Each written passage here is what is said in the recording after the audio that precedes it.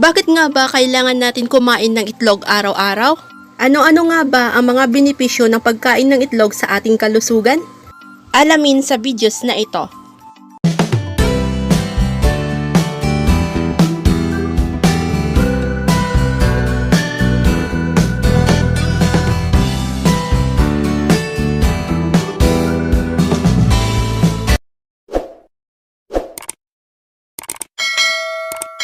Hello guys mga good vibes! Welcome back to our channel. By the way, I'm Chen Kylie Vlog. Today's video, isi-share ko po sa inyo ang mga benepisyo ng itlog sa ating kalusugan. Manood lang po kayo ng video ko hanggang matapos mga ka-good vibes. Maraming salamat and God bless you everyone. Benepisyo ng itlog. Isa sa pinakamasarap na pagkain ay ang itlog.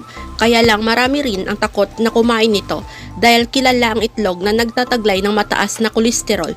Sa totoo lang, ang itlog ay maituturing na superfood dahil marami itong taglay na nutrients at vitamins na mabuti sa kalusugan. Sa isang pag-aaral, ang itlog ay tumutulong upang mapababa ang level ng LDL or low density lipoprotein. At ang mga taong kumakain ng 3 itlog sa isang araw o 12 itlog sa isang linggo ay mas mababa ang LDL kumpara sa taong hindi pala kain ng itlog. Kaya kung mababa ang iyong LDL, tiyak na mas maganda ang level naman ng iyong HDL, high density lipoprotein.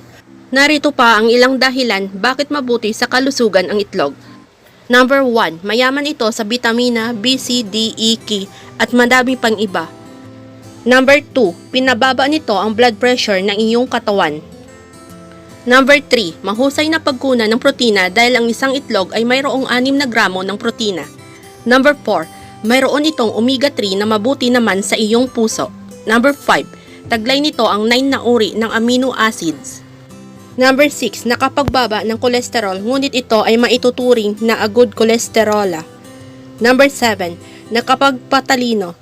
Ang isang itlog ay mayroong 20% na choline. Ang choline ay importante para sa phospholipids na kinakailangan para maging alerto at matalas ang iyong cell membranes.